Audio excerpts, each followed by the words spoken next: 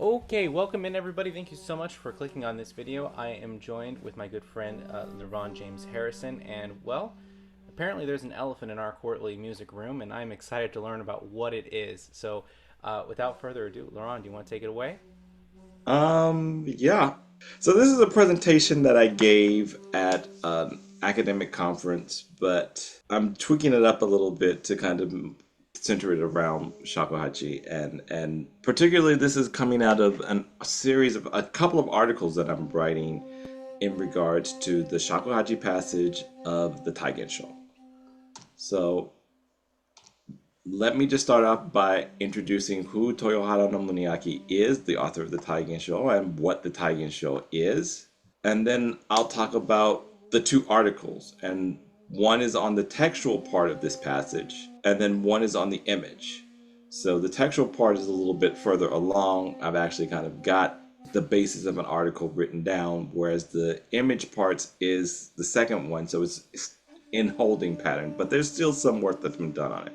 So who is this gentleman Toyohara no Muniaki? And it comes up because um, Gunnar Jinmei Linder writes about it in his dissertation and really doesn't do a good job of identifying who Muniaki is. He just knows that he is the author of Taigensho. Taigensho has the Shakuhachi passage, and he claims that Muniaki is kind of writing it because he's trying to get some standing and trying to save Gagaku because it's fallen into disrepair after the events of the Oninodan, the Onin War in the mid 15th century. Muniaki is the great grandson, the fourth great grandson of Toyohara no Tatsuaki. So Toyohara no Tatsuaki wound up serving as the Sho instructor to Ashikaga Takauji, the first shogun, the founding shogun of the Ashikaga shogunate.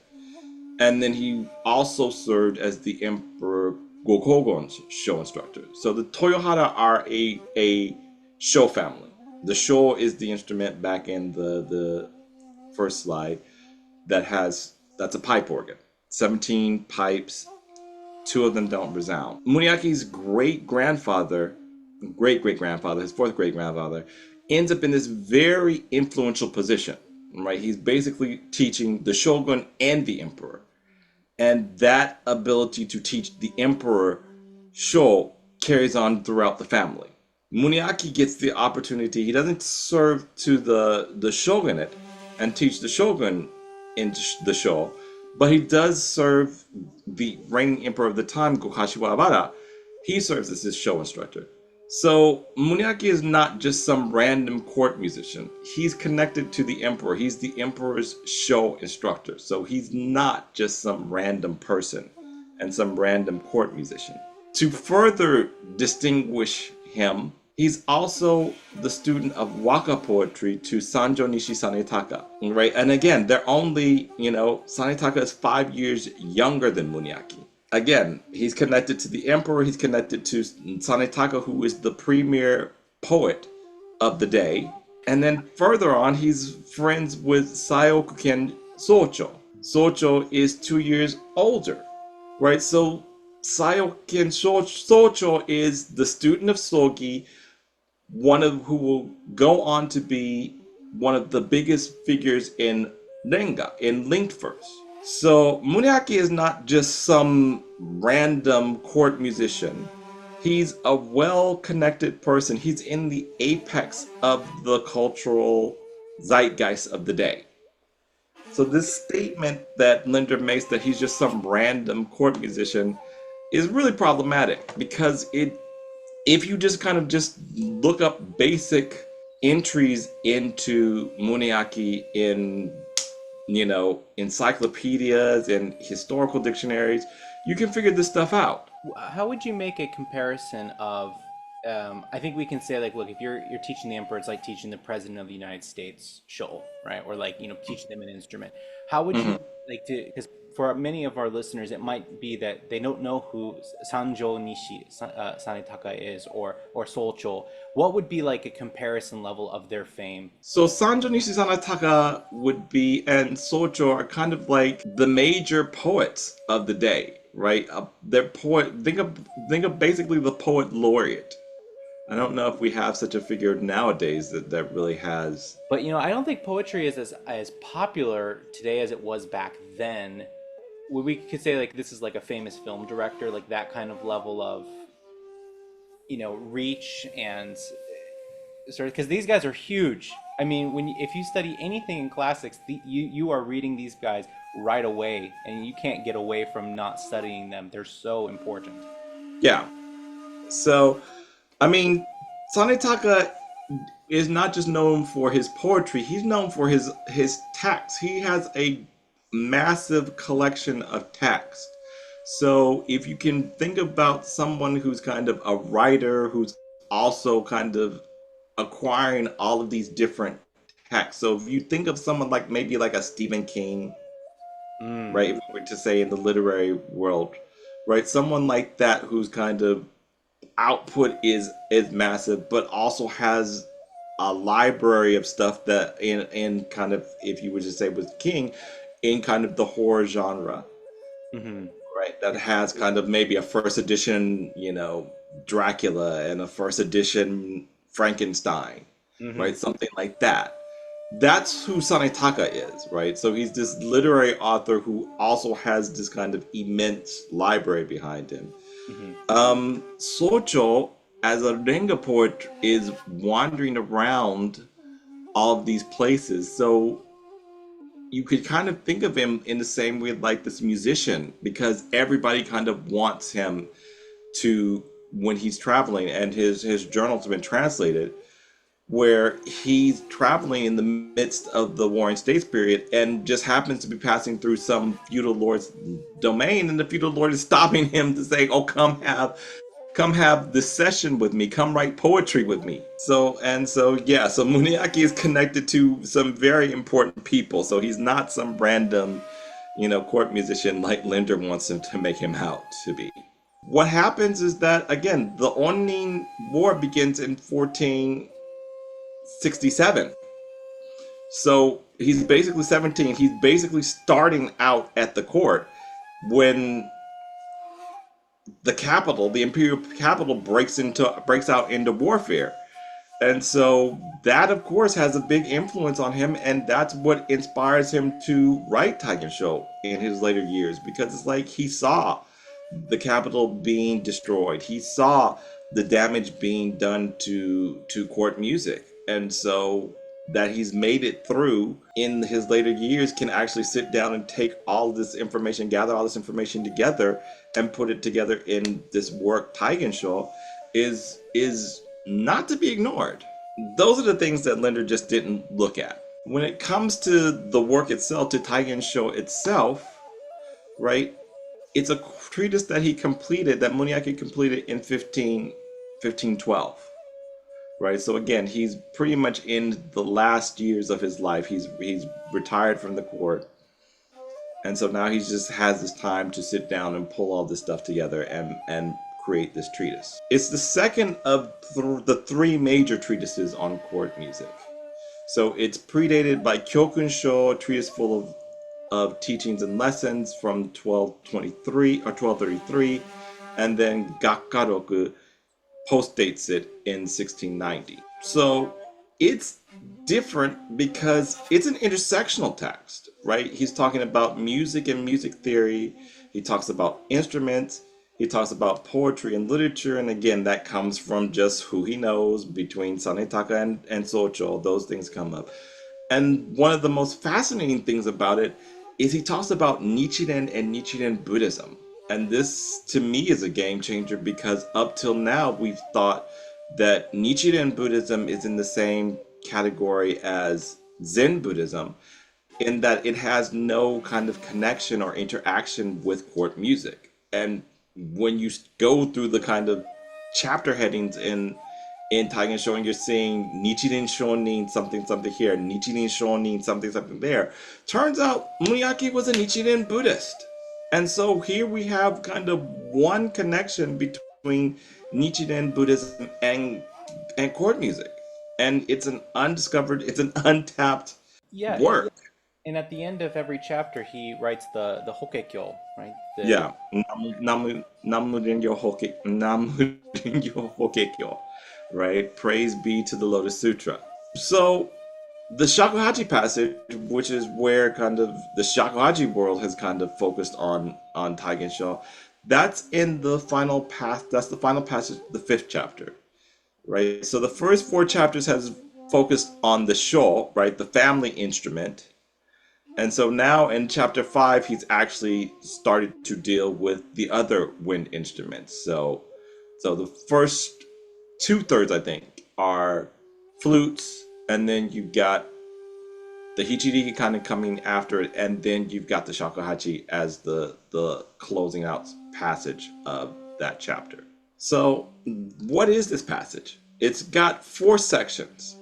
It's got this continental origin. It's relating the stories of the creation of the Shakuhachi all the way back in China. Then it's got these hagiographic anecdotes, which are relating the Shakuhachi's uses in these kind of miraculous situations. Then you've got these historical anecdotes, which relates to the shakuhachi being actually performed in actual kind of historical settings. And then it closes with these familial anecdotes, which is these stories that talk about different members in the Toyohara family and their performance of the shakuhachi. So it also has these images that are at the beginning and the end of the passage, and they're in the familial anecdote sections. Of course, seeing this is like, okay, well, I can't talk about the textual stuff and not leave the images behind, right? And just act like the images aren't there. If I'm going to deal with this passage, I've got to deal with both parts, because Linder just simply wants to deal with the textual aspect of it, and the images are just to be left behind. And I'm like, as a scholar, I can't do that. This passage needs to be understood as broadly as it can be, and so you have to look at both text and images. And so I'm devoting one article to the text, one article to the images, and then trying to, and particularly in that image one, to try and kind of make a whole connection, right? To sum up and say, okay, what is this passage like with everything all together? Now that I've given you the textual analysis, now that I've given you the image analysis, what's the takeaway with all of it?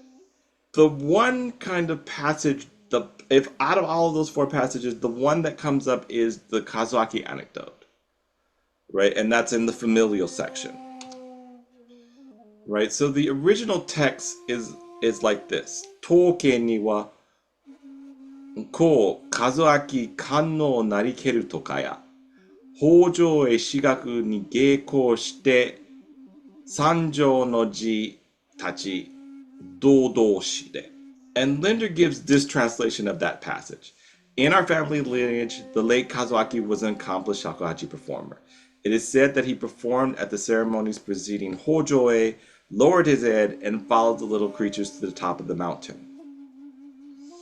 So, of course, when I read that and when I actually got my hands on the original text, I'm like, this is absolute garbage. This is not what this passage is saying. Right? You basically have made this passage and turned it into something akin to Spirited Away. And that's not what's being said here. And the mistake for it centers around three words. And again, kind of in the same way like with finding out who Munaki is, all he had to do was just kind of consult a few dictionaries and would have a lot of better understanding of who this guy was. The same thing is with this text. All you have to do is just take the time to look up three words. If you understand three words, you will get a completely different read of this passage. So what are those three words? The first is Hojoe, right? Hojoe, Linda doesn't seem to understand, but the Hojoe is actually referring to the Iwashimizu Hachiman festival, right? It's held back in Muniaki's day on the 15th day of the 8th lunar month. Now that's been changed to August 15th, now that it's been correlated to the solar calendar, so it still keeps that 8/15. But this was a major festival on the court calendar at the Iwashimizu Hachiman Shrine outside of Kyoto, right? So if you nowadays, all you have to do is get on the Keihan-sen, right? Get off at Yawatashi, I think it is, and right, go across, take the cable car up to the top of the mountain, and Iwashimizu is there. But this is a major festival of the court, and you have to know that, okay, the Hojo is referring to this thing, this event. The second word that he mistakes is shigaku. Shigaku means a rehearsal of the music and the dances of a courtly event. In the context of the Hojo, the Iwashimizu Hachiman Festival, this is held 2 days prior to the event.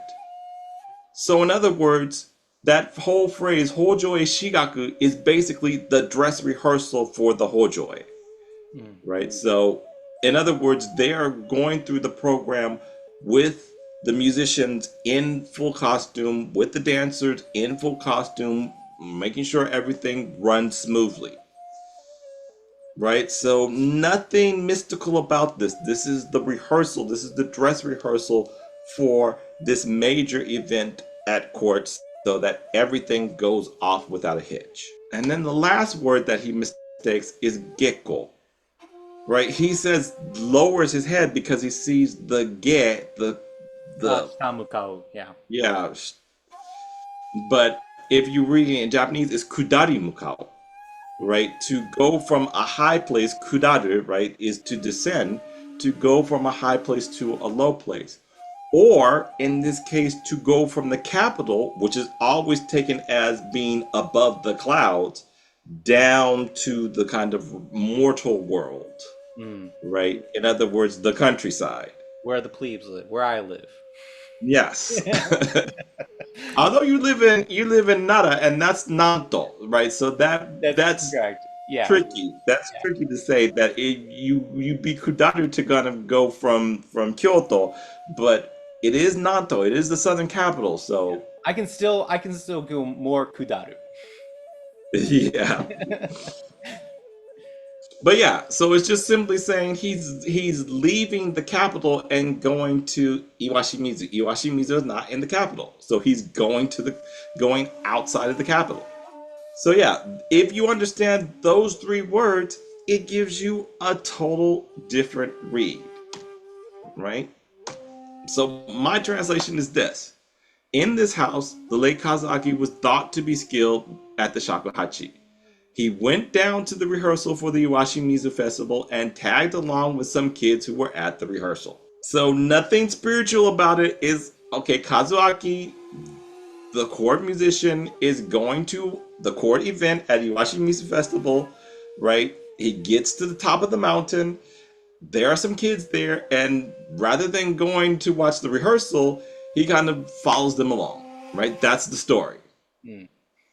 And that's important to say, because Linder just kind of focuses on this front part of it. There's a whole back part of this side that he needed to look at, and it's important because it makes the narrative consistency. Part of the consistency is just to think about, okay, what connection does Muniaki have with Kazuaki, who is his great-grandfather? Right? So Kazuaki and Muniaki, great-grandfather and great-grandson, are both show players, right, in the family business. As show players, they are court musicians. So again, that's important. And both of them are show instructors to the emperor. So all the stuff that we know about Muniaki applies to Kazaki. It's because they are involved in the family business of playing the show, right? That, of course, Linda didn't have it in mind, right? So I'm at least approaching it that way, saying, okay, what do great-grandfather and great-grandson have in common? Right? The question that then comes up about it is, okay, if you're just reading that section, it's like, okay, well, Kazuaki went down to the rehearsal, but he's not performing in it, and he's not watching it, right? He goes there, sees these kids that are around, and goes off with them. So what's going on here? And again, the back part of it tells us is that he's there to perform in the banquets. And it would make sense because if he was involved in the rehearsal, he would be involved in the actual festival. Mm. right? So he's a court musician, and there were court musicians that were involved in it as well, but he's not one of the ones involved in it. So he gets the privilege of kind of going down there to the rehearsal, and you would think, okay, he's watching the rehearsal. He's like, nope, that's not what I'm here for, right? I got time to kill, so I'm gonna hang out with these kids, and then my job comes. My moment of getting on the clock is in the banquets after the rehearsal. Mm. And so Linder kind of ignores all of that, right? And then in that back part, there's a statement of when he's playing, what happens is he's playing in these banquets, and a deer kind of starts to approach him. And so there's a statement of his playing will surely draw a huge swarm of bugs. And it's like, okay, well, who's saying that? Well, when you think about the story, who's the only other persons that have been mentioned in here? Mm-hmm. It's the kids, right? The kids are the only other characters that have appeared. Otherwise, it would have been Kazuaki went there, kind of was around there, deer played. That's the end of the story, right? So it's these kids that he's been hanging out with, kind of see what happens, and then they remark, "Wow, this guy's skill is kind of good that is drawing this deer, right?" For us, right, if we could have him play, he'd give us a whole swarm of bugs so that we could catch some, right? So in other words, it's there. The kids are there to kind of say, yeah, Kazuki's skill is good, right? It's good. It's not just the fact that, it's good enough to kind of draw this deer. For the kids, they're thinking about it, okay, yeah, he can get us a whole bunch of bugs for us to collect. Yeah, get some kabutumushi and get them to Yeah. fly, right? Yeah, so get all the different bugs that they want to get. Yeah. So yeah, so that's all part of the story, and because Linder is so focused on the front half of it, he completely leaves this part of it behind, and it's like you have to think about the story in its entirety and what's going on, who's involved, how does this all relate, because it's one comprehensive story. So that raised the question to me of, okay, well, what is Shakuhachi? What is Shakuhachi to me? Shakuhachi to me, after kind of going through this passage, it's a practice. It's like Gagaku is a practice. And because we've had these conversations and you talked about my articles, but practice to me is this concept that's defined by the philosopher Todd May as being a regularity or regularities of behavior that are usually goal directed, that are normatively governed and socially governed and normatively governed.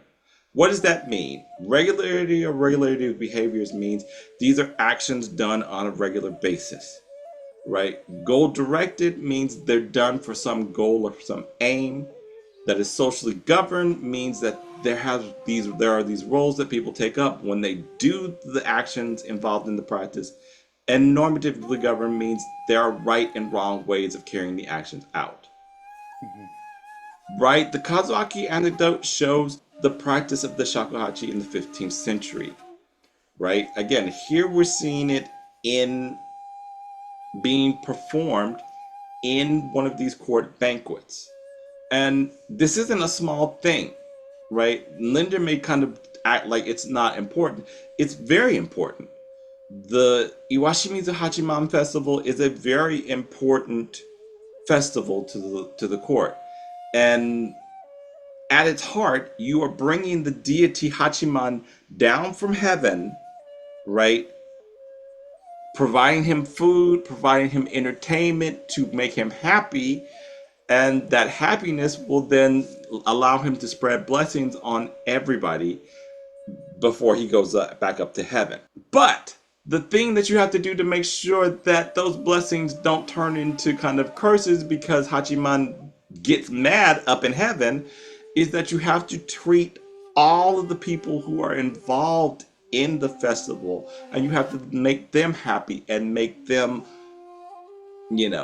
be in the same way that you did the deity, you have to do to the performers. And what Kazuaki is doing by playing the shakuhachi in the banquets is part of that. And that's an important part. So that was part of the practice of shakuhachi in the 15th century, is that it is part of these court rituals. and is being played in these spaces in court to serve the functions and the goal directedness of, okay, we need this court ritual to go off without a hitch, and we need these instruments to be played in both the event and in the banquet. And so the shakuhachi here is at least being seen in the banquet parts of it. So it's not like you can just ignore that. It's part of what's going on, and that's part of the history.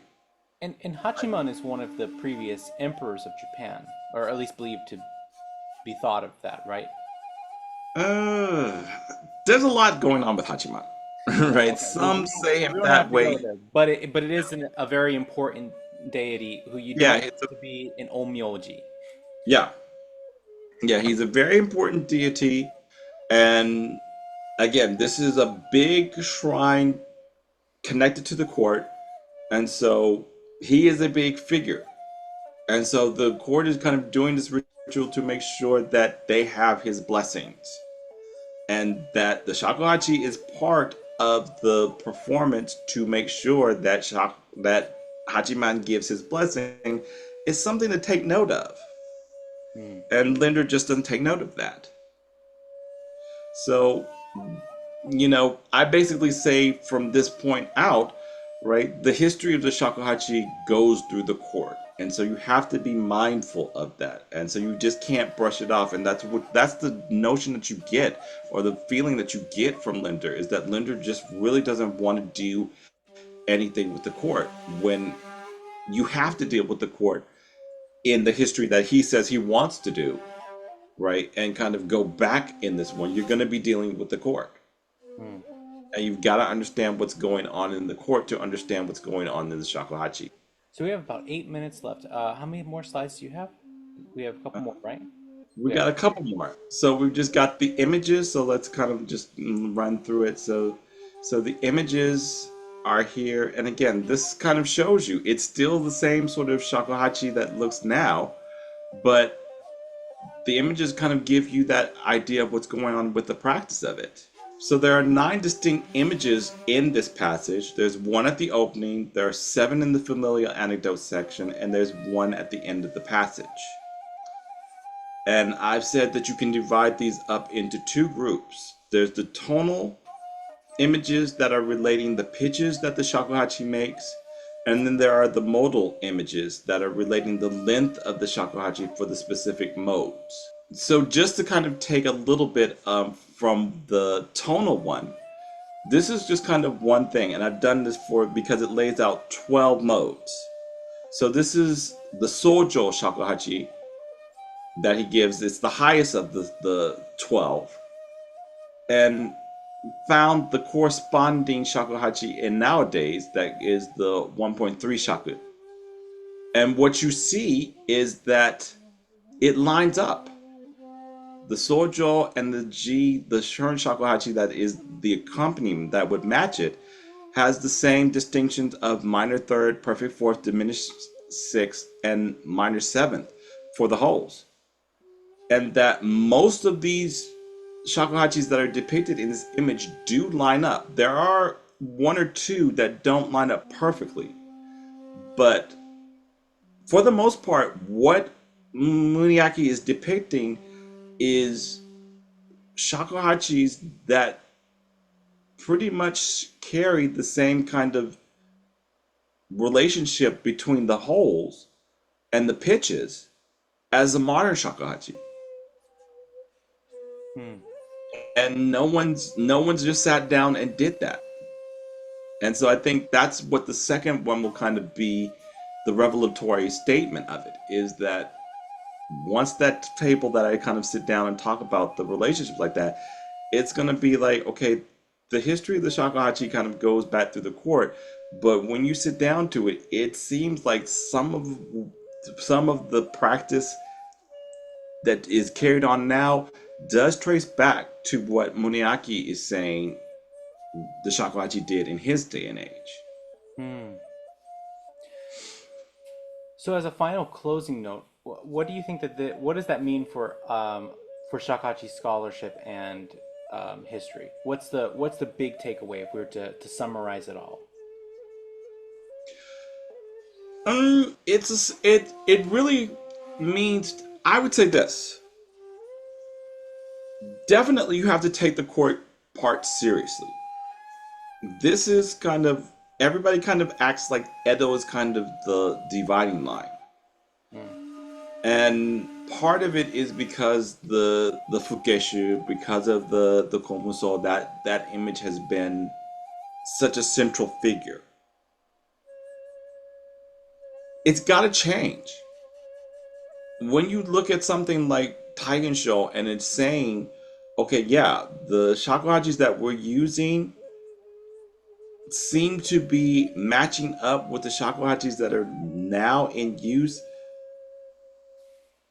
How can you just simply say, oh, it's all about the komuso, it's all about the fukeshu, right? When you're having something that is saying, okay, the practice does go back this far, right? The instrument and its construction and the pitches and the relationships are all kind of still consistent in this work, and that has carried on 500 years.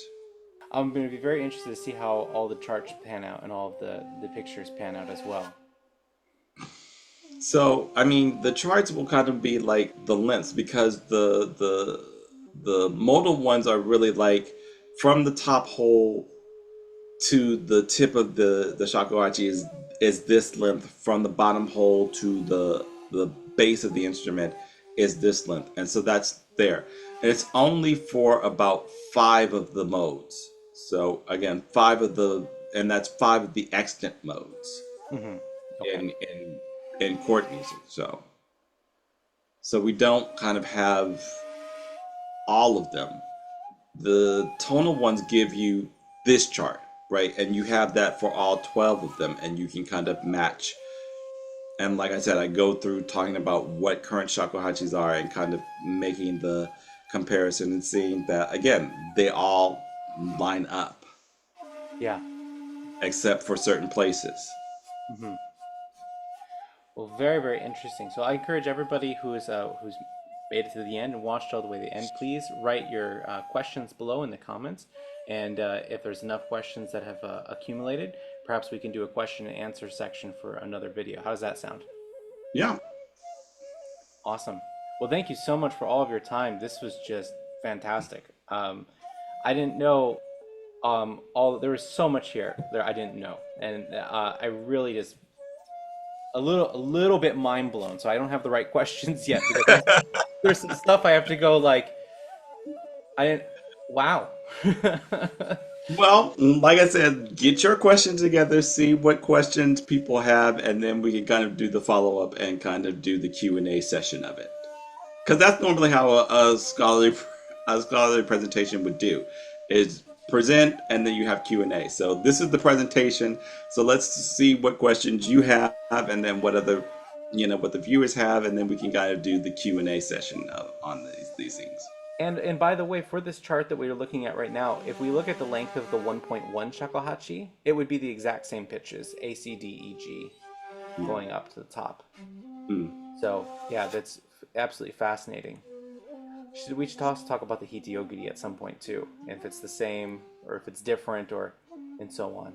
Yeah, so it works with what you're saying. Again, whether this is a shakuhachi or the hitoyogiri, we don't really know. But what Muniaki put down on paper says it all lines up. Mm. All right. Well, I'll see you guys next time for all your questions.